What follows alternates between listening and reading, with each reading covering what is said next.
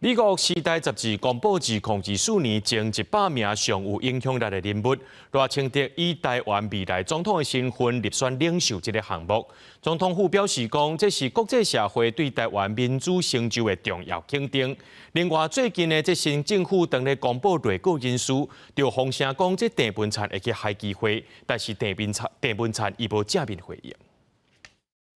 美国《时代》杂志公布自控制4年8大有影响力的人物。非大执行长黄金芬是第一个选者这类，日本动画高人宫崎骏入选时代上顶这类，也若伫领袖这类，除了菲律宾总统小马可仕，赖清德嘛以台湾准总统的身份入选。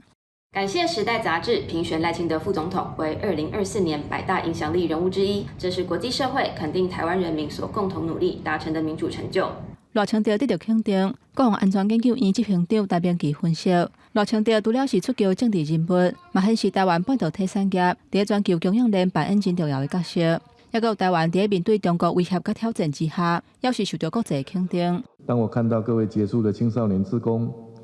不但用心观察他人的需要，而且结合专业，以热情和活力、真诚行动，在志愿服务领域中发光发热时，我非常钦佩。关心青少年志愿服务的议题，赖清德关注内政议题，嘛爱兼顾外交。520就职进前，甲准副总统萧美琴17去外交部听业务简报。赖清德进前捌讲过，外交路线会带几偌随，即马新政府人事布局渐渐公布，国安人事甲两化布局嘛受到大家关注。有风声讲，行政院副院长郑文灿已经答应要接海基会当署长。关于人事的议题的部分呢，我们没有评论。